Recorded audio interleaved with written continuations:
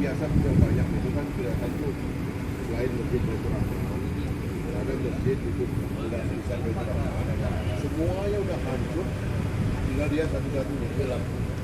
Kalau ini di Ulele Baitur Rahman. Ini yang ini.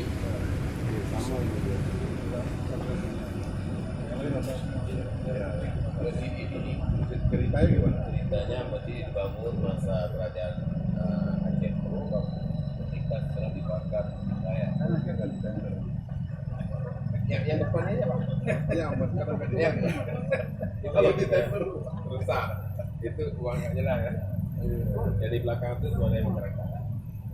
Mau di kampung. Dan sama sekali. Ya, saya di sini tempat sore KM.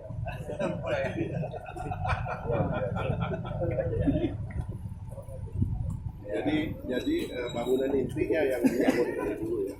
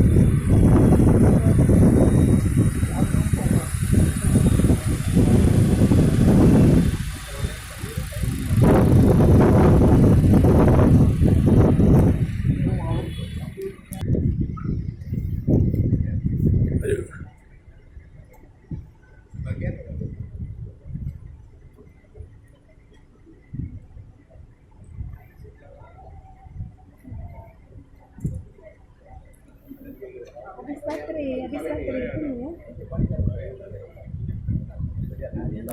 Fahri Hamzah dulu ya. Iya. Habis baterai ya, tunggu ya. Habis baterai ya, tunggu ya.